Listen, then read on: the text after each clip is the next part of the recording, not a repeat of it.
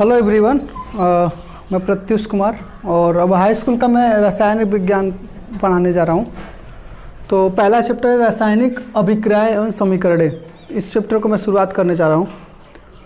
तो जो पहला चैप्टर का होल कॉन्सेप्ट है उसका सिंपल सा एक लाइन में है, परिवर्तन ही संसार का नियम है। ठीक है, तो परिवर्तन ही संसार का नियम है। तो इस चैप्टर को हम लोग इसके बारे में पढ़ेंगे। तो दो प्रकार के परिवर्तन होते हैं, भौतिक परिवर्तन और रासायनिक परिवर्तन। ठीक है, तो संसार में कोई भी वस्तु अपने एक अवस्था में, चाहे अपने एक पोजीशन में स्टेबल नहीं रह सकता, वहाँ पे रुक नहीं सकता है काफ़ी देर तक। ठीक है, आप हाई स्कूल में काफ़ी देर तक कितना भी कोशिश कर लो, हाई स्कूल में कई सालों तक तुम पढ़ाई नहीं कर सकते हो, तुमको अपना परिवर्तन करना ही पड़ेगा। ठीक है, तो ये नेचुरल, ये मतलब सांसारिक नियम है कि परिवर्तन करना ही पड़ेगा। तुम्हारी आयु एक अवस्था में नहीं रुक सकती, किसी की आयु एक अवस्था में नहीं रुक सकती है, उसको उसके आयु में परिवर्तन होगा ही। ठीक है, तो सांसारिक नियम है कि परिवर्तन होना ही है। तो परिवर्तन दो प्रकार के होते हैं, भौतिक परिवर्तन, रासायनिक परिवर्तन। ठीक है, तो इन दोनों के बारे में हम पढ़ते हैं। भौतिक परिवर्तन का मतलब है जहाँ पे वस्तु की भौतिक अवस्था में परिवर्तन है। ठीक है, तो भौतिक अवस्था क्या होती है? भौतिक अवस्था का सिंपल साइकोलॉजी कि जो चीज़ें हम लोग अपने आंखों से ऑब्जर्व कर सकते हैं उसको हम लोग भौतिक अवस्था कहते हैं। जैसे वस्तु का आकार, वस्तु का रंग, वस्तु का आयतन, वस्तु का घनत्व, ये सब हम लोग नग्न आंखों से हम लोग ऑब्जर्व कर सकते हैं, हम लोग देख सकते हैं। उसमें यदि परिवर्तन हो रहा है तो उसको हम लोग नोटिस कर सकते हैं। ठीक है, तो ये सब चीज़ हो गया हमारा भौतिक अवस्था। मतलब कि यदि किसी का आकार चेंज हो रहा है, यदि छोटा बच्चा है बड़ा हो रहा है, बड़ा से और बड़ा हो रहा है, ठीक है, फिर बूढ़ा हो रहा है, तो ये सब आकार है। आकार को हम लोग नग्न आंखों से ऑब्जर्व कर सकते हैं। ठीक है, रंग है, किसी का रंग सांवला से गोरा हो रहा है, गोरा से काला हो रहा है। कोई वस्तु है, पत्तियां हैं, पत्तियां हरे रंग से सूखी होती हैं तो उनका कलर और हो जाता है, दूसरा हो जाता है। तो ये चीज़ हम लोग आंखों से देख सकते हैं। आयतन है, आयतन में परिवर्तन हो रहा है। ठीक है, वाटर जो है, वाटर किसी बॉटल में रखे हो, वाटर जब गैस बनेगा तो उसका आयतन में परिवर्तन होता है। ठीक है, घनत्व परिवर्तन होता है। ये सब चीज़ें हम लोग नग्न आंखों से देख सकते हैं। ठीक है, तो जो चीज़ हम लोग नग्न आंखों से देख सकते हैं, जो चीज़ हम लोग अपने नग्न आंखों से नोटिस कर सकते हैं, उस परिवर्तन को हम लोग भौतिक परिवर्तन कहते हैं। ठीक है, तो ये टोटली एक नया कॉन्सेप्ट है। इसको हम लोग भौतिक विज्ञान चैप्टर में फिजिक्स में में हम लोग पढ़ते हैं। ठीक है, भौतिक विज्ञान में हम लोग ये सारी चीज़ें पढ़ते हैं हम लोग। तो हम लोग इस पर ज़्यादा फोकस नहीं करेंगे, हम लोग डायरेक्ट आ जाते हैं रासायनिक परिवर्तन में। ठीक है, तो रासायनिक परिवर्तन में क्या होता है? रासायनिक परिवर्तन पहचानने के लिए हम लोग ये चार चीज़ें, ये 4 पॉइंट हमको याद होना चाहिए। ठीक है, कौन कौन सी बातें? पहली बात कि रासायनिक परिवर्तन जब भी होगा तो जिस वस्तु का परिवर्तन हो रहा है, रासायनिक परिवर्तन, उसके डिफरेंट में जो नया पदार्थ होता है उसका प्रॉपर्टी, उसका सब कुछ डिफरेंट रहेगा। ठीक है, जैसे मान लो रासायनिक परिवर्तन का एक एग्जाम्पल क्या हो गया, कोयले का जलना। एक एग्जाम्पल हम लेते हैं, कोयले का जलना। तो कोयले को यदि हम लोग जला देते हैं तो पहले कोयला हो जाता है, उसके बाद उसमें क्या हो जाता है, उसमें कार्बन डाइऑक्साइड निकल जाता है, बहुत सारे और अन्य गैस निकल जाते हैं।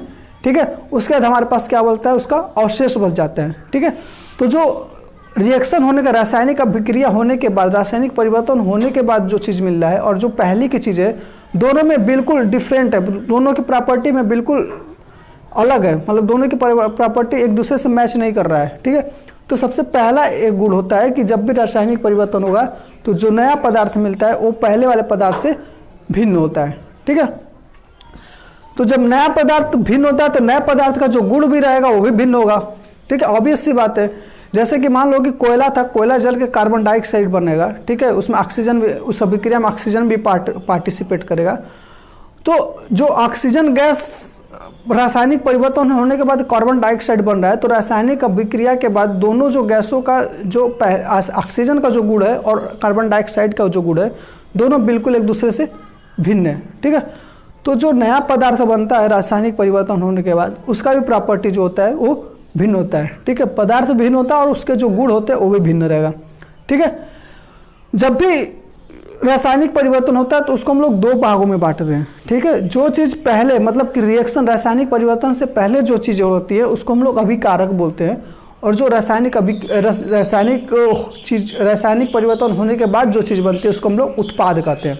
ठीक है, लाइक यदि हम लोग एक मैग्नीशियम का रिबन ले, ठीक है, एक मैग्नीशियम का रिबन लेते हैं। रिबन का मतलब होता है कि मतलब पतला सा स्ट्रिप, ठीक है, वो मार्केट में मिल जाएगा मैग्नीशियम का रिबन। आप कहीं भी किसी भी केमिकल के दुकान पे मांगेंगे मैग्नीशियम का रिबन मिल जाएगा, ठीक है। तो यदि मैग्नीशियम के रिबन को यदि हम लोग ऑक्सीजन के प्रेजेंस में यदि इसको हम लोग बर्न करते हैं, मतलब कि ऑक्सीजन की उपस्थिति में इसको हम लोग जलाते हैं, ठीक है, तो हमारा क्या बनता है, मैग्नीशियम ऑक्साइड बनता है। क्या बनता है हमारा, मैग्नीशियम ऑक्साइड बनता है,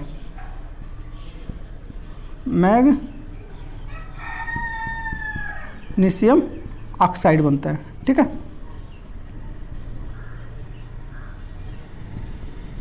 ठीक है। तो ऑक्सीजन के प्रेजेंस में यदि मैग्नीशियम को हम लोग जलाते हैं तो हमारा क्या बनता है, मैग्नीशियम ऑक्साइड बनता है, ठीक है। तो मैग्नीशियम और ऑक्सीजन रासायनिक परिवर्तन होने से पहले की अवस्था है। क्या है, जब रासायनिक परिवर्तन होने के पहले की अवस्था क्या, हमारा मैग्नीशियम प्लस ऑक्सीजन है। रासायनिक अभिक्रिया के बाद क्या हमारा बनना है, मैग्नीशियम ऑक्साइड। तो ये रासायनिक परिवर्तन होने के बाद की अवस्था है, ठीक है। तो इसमें अभिकारक कौन कौन से हो गए, अभिकारक क्या हो गया, हमारा मैग्नीशियम और ऑक्सीजन हो गया। मतलब कि जो चीज़ रासायनिक परिवर्तन होने के पहले जो चीज़ हो रहा है, जो चीज़ उपस्थित है, उसको हम लोग रासायनिक उसको हम लोग अभिकारक बोल दिए, ठीक है। जो रासायनिक परिवर्तन होने के बाद जो चीज़ मिले उसको हम लोग उत्पाद बोल दिए, ठीक है। लास्ट पॉइंट जो है कि यह जो है अनुत्क्रमणीय होता है। मतलब कि ये जो प्रोसेस होता है वो अनुत्क्रमणीय होता है। अनुत्क्रमणीय का मतलब क्या है कि जैसे कि यदि हम लोग प्रोसेस को रिवर्स करें, मतलब प्रोसेस को उल्टा करें, ठीक है, तो हम लोग जो इनिशियल चीज़ें जो हमको मिली थी वो चीज़ हमको दोबारा नहीं मिल सकती है, ठीक है।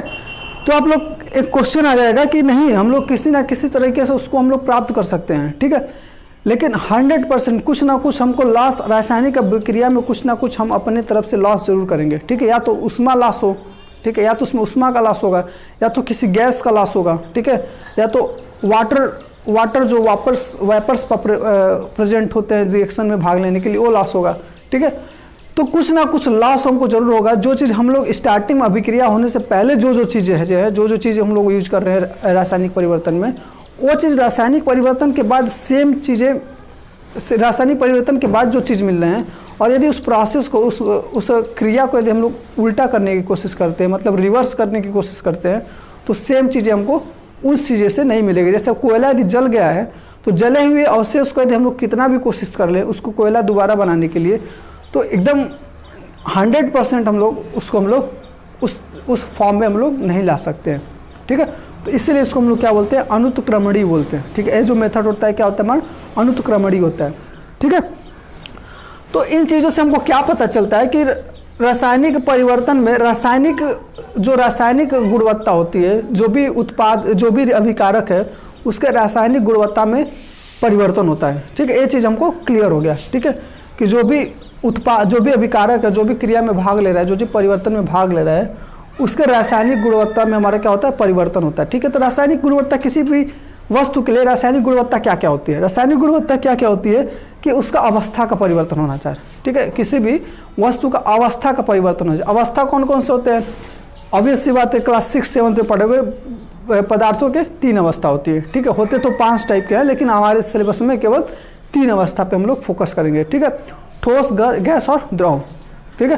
ठोस, गैस और द्रव्य 3 अवस्था होती है, ठीक है। तो यदि वस्तु ठोस में है, यदि उसके अवस्था में परिवर्तन होता है, या तो गैस में या तो लिक्विड में कन्वर्ट होता है, तो भी हमारा क्या होगा, रासायनिक परिवर्तन होगा। या तो उसमें से किसी गैस का निकलना होता है, ठीक है। तो यदि कि गैस भी निकलता है तो भी क्या होता है, हमारा रासायनिक परिवर्तन होगा, ठीक है। ताप परिवर्तन हो रहा है, ठीक है। या तो उष्मा का उसमें उष्मा दिया जा रहा है, या तो उसमें से उष्मा निकल रहा है। तो जब उष्मा उसमें जाएगा, उष्मा निकलेगा, तो वहाँ पे भी टेम्परेचर भी, वस्तु का जो अभिकारक है उसका टेम्परेचर में भी बदलाव आएगा। तो ऐसे अवस्था में भी हमारा क्या होता है, रासायनिक परिवर्तन होता है, ठीक है। रंग परिवर्तन, ठीक है। तो वस्तु का यदि कलर भी कभी कभी रासायनिक अभिक्रिया में कलर भी परिवर्तन हो सकता है, ठीक है। तो एक क्वेश्चन आपके दिमाग में आ रहा होगा, तो कलर परिवर्तन तो यहाँ पे भी हो रहा है, कलर परिवर्तन और आयतन का परिवर्तन यहाँ पे भी हो रहा है, ठीक है। तो ऐसे अवस्था में हम लोग क्यों नहीं भौतिक परिवर्तन कर रहे हैं, ठीक है। तो भौतिक और रासायनिक परिवर्तन, भौतिक में हमारा केवल यही चीज़ है कि हमारा केवल भौतिक अवस्था का परिवर्तन हो रहा है, केवल इसी से हम लोग कैच करते हैं। लेकिन रासायनिक परिवर्तन में हमारे कई सारे प्रॉपर्टी हैं, ठीक है। तो यदि नया वस्तु बन रहा है, नया पदार्थ बन रहा है, और पदार्थ का जो नया पदार्थ का गुण है पहले वाले पदार्थ के गुण से डिफरेंट है, ठीक है। और सबसे मेन इंपॉर्टेंट पॉइंट है अनुत्क्रमणीय होना चाहिए, ठीक है। तो यदि मतलब कि जो भी रिएक्शन परिवर्तन हो चुका है, यदि जो चीज़ उत्पाद बन चुका है, उत्पाद को यदि हम लोग अभिकारक बनाने की कोशिश करते हैं, तो यदि हमारा 100% हमको जो चीज़ अभिकारक नहीं मिल पा रहा है, उत्पाद से अभिकारक नहीं मिल पा रहा है, तब जाके हमारा रासायनिक परिवर्तन होता है, ठीक है। तो यहाँ पे रासायनिक परिवर्तन के लिए 4 चीज़ें जरूरी होना जरूरी है, लेकिन भौतिक के लिए हमारा केवल एक चीज़ होना जरूरी है, ठीक है।